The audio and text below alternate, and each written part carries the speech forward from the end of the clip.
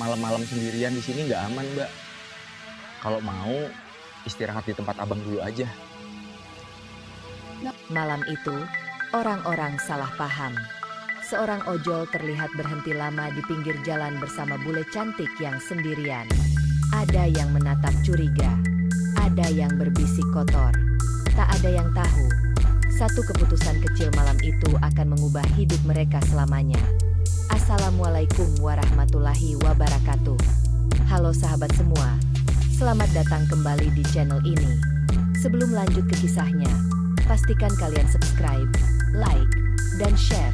Karena cerita ini bukan sekadar drama, ini tentang prasangka, ketulusan, dan takdir yang datang dari arah tak terduga. Lampu-lampu jalan memantul di aspal yang masih basah oleh hujan sore. Malam itu tidak ramai, tapi juga tidak benar-benar sepi. Beberapa kendaraan melintas cepat, seolah ingin segera sampai tujuan. Di tengah semua itu, Rizal, seorang pengemudi ojek online berusia 30-an, menghentikan motornya di pinggir jalan. Aplikasi di ponselnya baru saja berbunyi. Order dibatalkan. Rizal menghela napas panjang.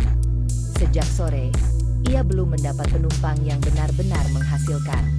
Saldo tipis, bensin hampir habis, dan tubuhnya mulai lelah. Ia menepi, berniat beristirahat sebentar sebelum memutuskan apakah akan lanjut narik atau pulang. Saat itulah matanya menangkap sosok yang tidak biasa. Di bawah lampu jalan yang temaram, seorang wanita asing berdiri kebingungan. Rambut pirangnya terurai, wajahnya pucat, matanya terlihat panik. Ia menggenggam ponsel, tapi layar itu gelap, mati. Pakaiannya rapi, bersih, tapi tubuhnya jelas kelelahan. Rizal ragu. Pengalaman di jalan mengajarkannya satu hal. Tidak semua yang terlihat butuh pertolongan benar-benar aman. Namun instingnya menolak untuk langsung pergi. Wanita itu menatapnya, lalu melangkah mendekat dengan hati-hati. "Excuse me, please." Suaranya pelan, nyaris tenggelam oleh suara kendaraan. Rizal membuka helmnya. "Kenapa, Mbak?" Bahasa Inggrisnya pas-pasan, tapi cukup untuk menangkap satu hal penting. Wanita itu kehilangan dompet. Uangnya habis. Aplikasinya tidak bisa dipakai. Ia tidak tahu harus kemana. Beberapa pengendara lain melambatkan laju motor mereka. Ada yang melirik. Ada yang tersenyum miring. Dua orang di seberang jalan bahkan berhenti sejenak, memperhatikan. Ojol sama bule," bisik seseorang. "Malam-malam lagi." Rizal mendengar. Dadanya mengencang. Ia belum melakukan apa-apa, tapi prasangka sudah lebih dulu muncul. Wanita itu memperkenalkan diri. "My name is Emma," katanya lirih. "I don't have money." Rizal menatap jam di ponselnya. Sudah lewat pukul 10 malam. Jalan ini bukan tempat yang ramah bagi orang asing sendirian. "Kamu mau kemana?" tanyanya. Emma menggeleng. Matanya berkaca-kaca. Ia terlihat menahan tangis, seperti seseorang yang sudah terlalu lama berpura-pura kuat. Rizal menelan ludah. Di kepalanya, berbagai kemungkinan berputar. Risiko, gosip, salah paham, bahkan bahaya. Tapi satu hal terasa lebih berat. Meninggalkan orang yang jelas sedang butuh bantuan. "Naik," katanya akhirnya. "Singkat, kita cari tempat aman dulu." Emma ragu sejenak, lalu mengangguk. Ia naik ke motor dengan gerakan hati-hati. Rizal tidak langsung jalan. Ia memastikan jarak, memastikan semuanya wajar. Namun dari kejauhan, pemandangan itu terlihat berbeda. Seorang ojol, seorang bule cantik, berhenti lama di pinggir jalan malam hari. Orang-orang yang melihat tidak tahu percakapan mereka, tidak tahu rasa takut Emma, tidak tahu pertimbangan Rizal. Yang mereka lihat hanya potongan gambar, dan potongan itu cukup untuk memicu cerita kotor. Motor Rizal melaju pelan. Emma berpegangan ringan, tubuhnya sedikit gemetar. Rizal merasakan itu dan menurunkan kecepatan. "Kamu aman," katanya singkat. "Tenang." Emma mengangguk, meski wajahnya masih tegang. Malam itu, tanpa mereka sadari, takdir mulai bergerak. Bukan hanya tentang seorang ojol dan seorang bule kehabisan uang, tetapi tentang bagaimana satu keputusan sederhana bisa mengubah segalanya. Dan yang paling ironis, perubahan itu akan datang dari kesalahpahaman paling kotor yang bisa dibayangkan orang-orang. Motor Rizal melaju pelan menembus malam. Lampu-lampu toko mulai satu persatu tutup, meninggalkan jalanan yang makin sunyi. Emma duduk di belakang, tubuhnya kaku, seolah takut membuat gerakan yang salah. Rizal menjaga jarak, fokus ke jalan, mencoba membuat suasana tetap normal. Namun di belakang mereka, cerita sudah mulai berjalan. Di sebuah angkringan yang masih buka, dua pria yang tadi melihat Rizal berhenti lama langsung berkomentar. Itu ojol yang sama bule tadi. Iya, lama banget berhentinya. Malam-malam, cewek bule pula. Tawa kecil menyertai bisikan itu. Tidak ada yang benar-benar tahu apa yang terjadi, tapi prasangka terasa lebih cepat menyebar daripada kebenaran. Rizal tidak mendengar semua itu, tapi instingnya menangkap sesuatu. Setiap kali ada motor menyalip lalu melambat, setiap kali ada mata yang menatap terlalu lama, ia merasakan tekanan yang tidak biasa. Ia sadar betul, profesinya membuatnya mudah dicurigai. "Kita kemana?" tanya Emma pelan. Bahasa Indonesianya masih kaku. "Kita cari tempat terang dulu," jawab Rizal. "Biar aman." Mereka berhenti di minimarket yang masih buka 24 jam. Lampu neon putih membuat wajah Emma terlihat jelas. Pucat, lelah, tapi rapi. Jam tangan di pergelangan tangannya tampak mahal. Sepatu yang ia pakai juga bukan sepatu murah. Rizal menangkap detail itu. Hatinya bertanya-tanya. Orang asing kehabisan uang biasanya tidak berpenampilan seperti ini. Emma duduk di bangku luar minimarket, memijat pelipisnya. Rizal membeli air mineral dan roti dengan sisa saldo kecilnya. Ia menyerahkan keduanya tanpa banyak bicara. Emma menerimanya dengan dua tangan. "Thank you," katanya berkali-kali. Suaranya bergetar, bukan dibuat-buat. "Your family?" tanya Rizal hati-hati. Emma menggeleng. "They don't know where I am." Jawaban itu membuat Rizal terdiam. Risiko yang ia ambil malam itu terasa semakin besar. Di bangku sebelah, dua remaja memandang mereka sambil berbisik. "Bang, bule ya?" "Iya." "Sendirian?" Nada suara mereka terdengar bercanda, tapi mata mereka mengamati terlalu detail. Rizal berdiri sedikit lebih dekat ke Emma, posisinya jelas protektif. "Sudah," katanya singkat. Mereka pergi, tapi tatapan terakhir mereka menempel di punggung Rizal. Rasa tidak aman itu nyata. Rizal memutuskan membawa Emma ke kantor polisi sektor terdekat. Di sana, suasana jauh lebih tenang. Seorang petugas mendengarkan cerita Emma dengan serius, membantu menjelaskan prosedur.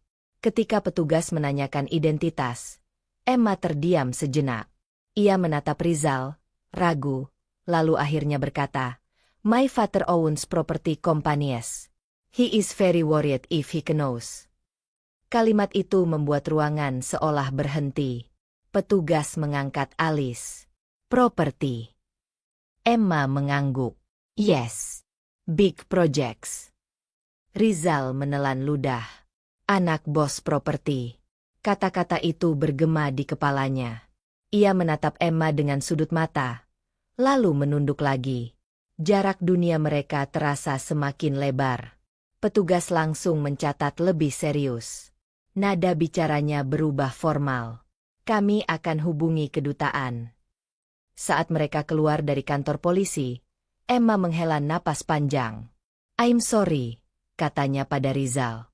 "Because of me, people think bad about you." Rizal tersenyum tipis. Biasa. Orang lihat gambar, bukan cerita.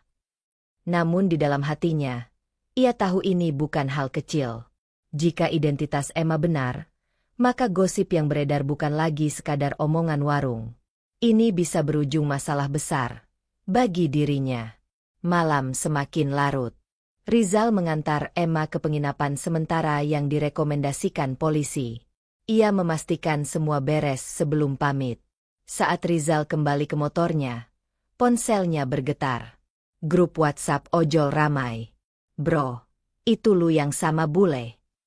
Hahaha, viral di IG story. Hati-hati, bro. Rizal menatap layar lama. Ada foto buram, dirinya dan Emma di depan minimarket. Sudutnya salah, konteksnya hilang. Cerita sudah dipotong-potong sesuai selera orang. Ia menutup ponsel, menarik napas panjang. Malam itu, Rizal pulang dengan pikiran penuh. Saldo masih nol. Bensin hampir habis. Tapi yang paling berat adalah satu pertanyaan yang terus berputar di kepalanya. Apakah menolong orang malam ini akan menghancurkan hidupku? Atau justru membuka pintu yang tak pernah kubayangkan? Dan di kamar penginapan yang sunyi, Emma duduk menatap jendela, memikirkan hal yang sama. Tentang seorang ojol sederhana yang memilih berhenti. Saat semua orang lain memilih melaju. Pagi datang tanpa memberi Rizal kesempatan bernapas. Notifikasi di ponselnya menumpuk sejak subuh. Grup ojol yang biasanya berisi keluhan order kini penuh tangkapan layar. Foto buram dirinya bersama Emma, komentar-komentar liar, dan spekulasi yang semakin menjauh dari kenyataan. Bro, itu lu kan? Gila, viral. Hati-hati, bisa kena suspend. Kata suspend menancap di kepala Rizal. Ia bangkit dari kasur tipis di kamar kontrakannya, menatap jaket ojol yang tergantung di dinding. Jaket itu bukan sekadar seragam, itu sumber hidupnya. Tanpa itu, ia tidak punya apa-apa. Rizal menyalakan aplikasi. Statusnya masih aktif. Ia menghela napas, lalu keluar rumah, berharap hari ini bisa berjalan normal. Namun di pangkalan kopi dekat titik kumpul ojol, suasana terasa berbeda. Beberapa rekan menatapnya terlalu lama. Ada yang menepuk bahu dengan setengah bercanda, setengah menghakimi. Bro, rame nih cerita lu, kata seorang teman. Lu ngapain malam-malam sama bule? Rizal tersenyum tipis. Nolong orang. Ya, orang luar gitu loh, sahut yang lain, nada suaranya merendah, seolah paham maksudnya. Rizal tidak menjawab. Ia tahu, penjelasan panjang hanya akan jadi bahan olok-olok baru. Ia menyalakan motor dan pergi. Order pertama masuk. Rizal mengantar penumpang seperti biasa. Tapi setiap berhenti di lampu merah, ia merasa ada mata yang mengamati.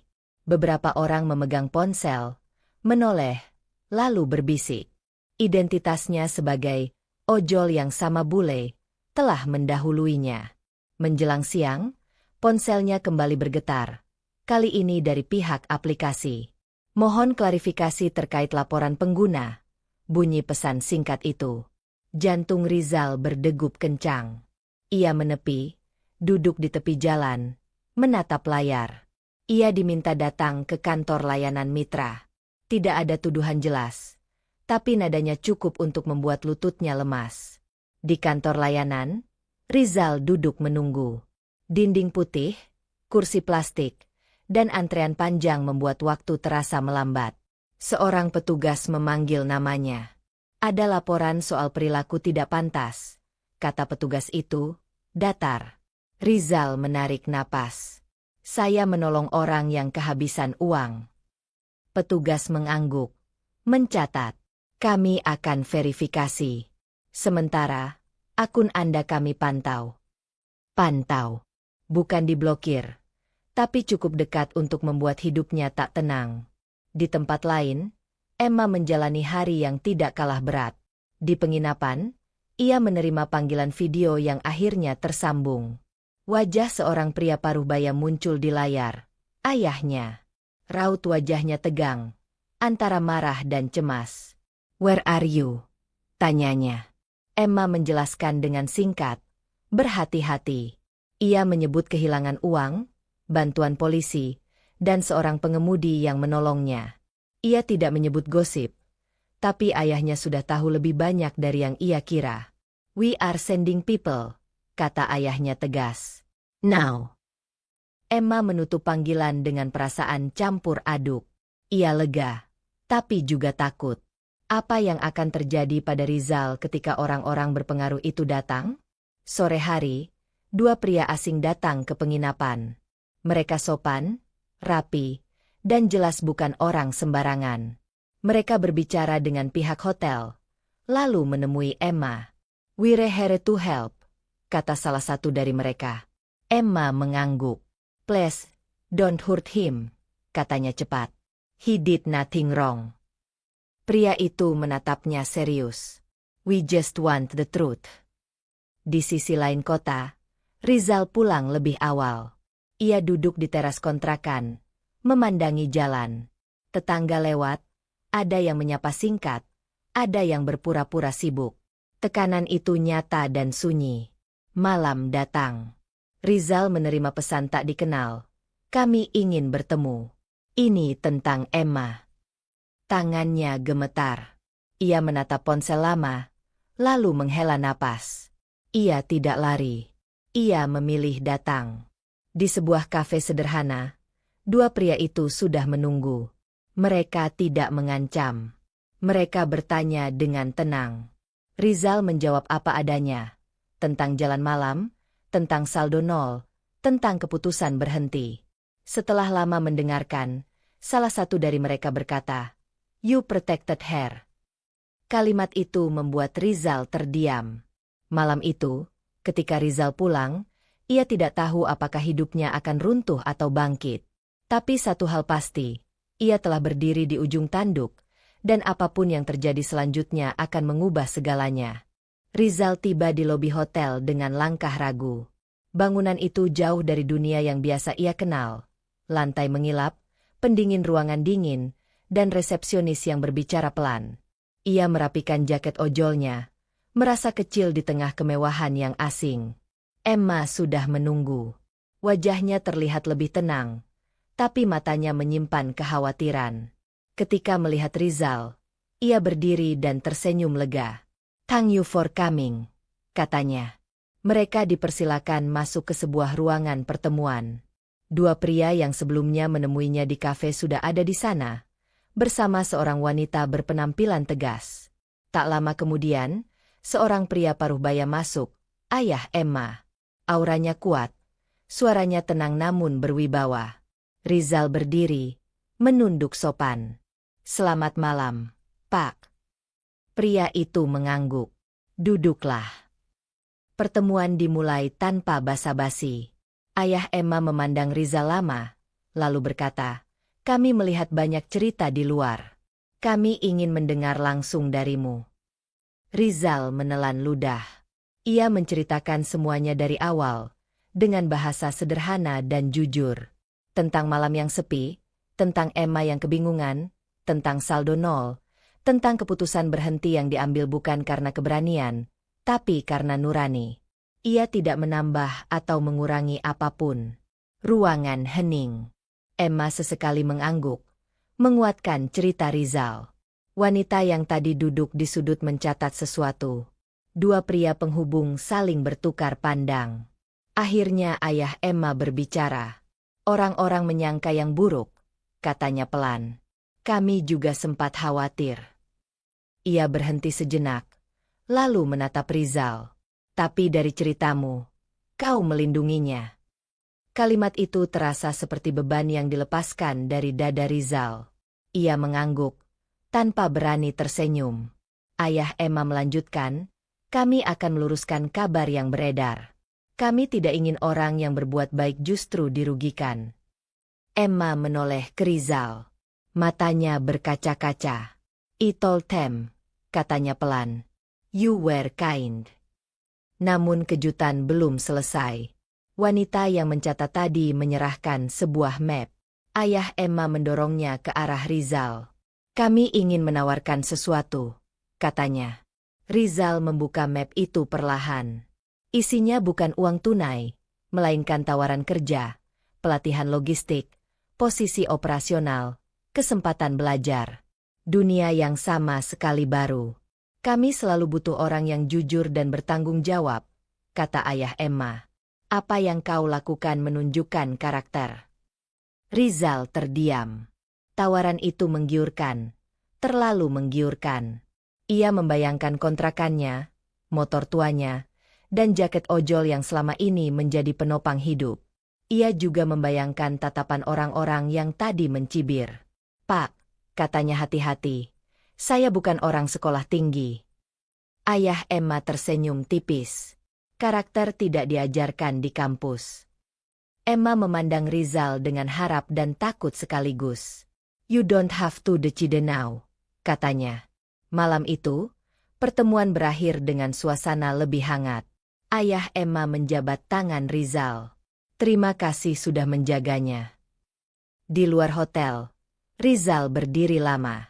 Kota berkilau di kejauhan. Ponselnya bergetar. Pesan dari pihak aplikasi. Statusnya kembali normal. Tidak ada suspend. Tidak ada catatan pelanggaran. Keesokan harinya, unggahan yang sempat viral menghilang. Digantikan klarifikasi singkat dari akun resmi hotel dan kepolisian. Komentar-komentar perlahan berubah nada. Ada yang meminta maaf. Ada yang diam-diam menghapus ejekan. Rizal kembali menarik ojol, tapi rasanya berbeda. Setiap tarikan gas terasa lebih ringan. Ia tahu, pintu baru telah terbuka, dan keputusan besar menunggunya. Sore itu, Emma mengirim pesan. Can we talk? Mereka bertemu di taman kecil. Tidak ada ayah, tidak ada penghubung. Hanya dua orang yang dipertemukan oleh malam yang salah dimengerti. Emma berkata pelan, when everything was noisy, you stayed calm. Rizal tersenyum. Takut juga, sebenarnya. Emma tertawa kecil. Lalu, dengan suara yang hampir berbisik, ia bertanya, what will you choose? Rizal menatap langit senja. Ia tahu jawabannya akan menentukan arah hidupnya. Bukan hanya soal pekerjaan, tapi tentang keberanian memilih masa depan tanpa kehilangan dirinya sendiri. Malam kembali turun dengan tenang. Tidak ada sorot kamera, tidak ada bisik-bisik liar, tidak ada tatapan mencurigakan. Rizal duduk di bangku taman yang sama, menatap jalan yang kini terasa lebih ramah. Di tangannya, ponsel bergetar pelan, pesan dari pihak perusahaan ayah Emma yang menunggu jawabannya. Tawaran itu bukan sekadar pekerjaan. Itu jalan keluar dari hidup yang selama ini ia jalani dengan napas tertahan. Kejar setoran, was-was suspend, dan hari esok yang selalu menggantung. Tapi bersama tawaran itu, ada pertanyaan yang mengganggu. Apakah ia masih akan menjadi dirinya sendiri? Emma datang tanpa banyak suara. Ia duduk di samping Rizal, menjaga jarak yang nyaman. Rambutnya diikat sederhana. Wajahnya tampak lebih ringan dari malam-malam sebelumnya. Mereka tidak langsung bicara. Ada hening yang tidak canggung. Hening orang-orang yang telah melewati badai bersama. Aku memutuskan, kata Rizal akhirnya. Emma menoleh. Menunggu. Aku terima pelatihan itu, lanjutnya. Tapi aku ingin tetap narik sampai waktunya tepat. Aku tidak mau lari dari hidupku sendiri. Emma tersenyum. Bukan senyum lega semata, tapi senyum hormat. That's you, katanya. You don't pretend. Hari-hari berikutnya bergerak cepat. Rizal menjalani pelatihan dasar, disiplin waktu, keselamatan, pengelolaan rute. Ia belajar banyak, tapi tidak kehilangan kebiasaan lamanya. Pagi hari ia masih menarik ojol. Siang ia belajar. Malam ia pulang dengan rasa lelah yang berbeda, lelah yang punya arah. Emma, di sisi lain, menunggu proses dokumennya selesai. Ia sering menemani Rizal dari kejauhan, menunggu di kedai kopi kecil, membaca buku, sesekali menyapa penumpang dengan senyum canggung. Tidak ada pamer, tidak ada sorotan. Suatu sore, ketika hujan rintik turun, Rizal berhenti di pinggir jalan. Ia melihat refleksi dirinya di kaca spion, jaket ojol basah, helm tergores, mata yang lelah tapi tenang. Ia teringat malam pertama itu. Prasangka, gosip, ketakutan, dan satu keputusan sederhana untuk berhenti. Kalau malam itu aku lewat, gumamnya. Semua ini tidak ada. Emma mendengarnya. And if you did, katanya pelan, it would still be lost. Mereka tertawa kecil, tawa yang tidak besar, tapi cukup untuk menghangatkan. Hujan berhenti. Jalanan kembali hidup. Beberapa minggu kemudian, proses Emma selesai. Ia harus kembali sementara untuk mengurus urusan keluarga. Perpisahan itu tidak dramatis.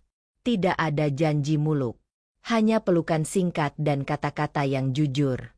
Whatever happens, kata Emma, thank you for choosing kindness. Rizal mengangguk. Jaga diri. Waktu berlalu. Pelatihan berakhir.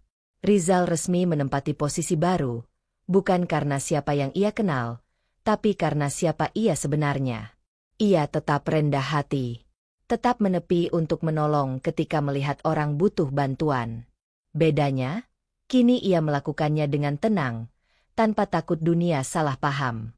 Suatu malam, ponselnya bergetar. Pesan dari Emma. Singkat. I'm back. Mereka bertemu di tempat yang sama. Tidak ada kamera. Tidak ada cerita liar. Hanya dua orang dewasa yang memahami harga sebuah keputusan. Mereka berjalan pelan, berdampingan, membiarkan kota menjadi saksi. People still talk, kata Rizal. Emma tersenyum. They always will. Rizal menghela napas. Yang penting, kita tahu ceritanya. Di bawah lampu jalan, mereka berhenti. Tidak ada janji besar. Tidak ada rencana diumumkan. Hanya kesepakatan sunyi untuk melangkah pelan, jujur pada diri sendiri, dan setia pada kebaikan yang pernah dipilih. Malam itu, bagi dunia, mungkin biasa saja.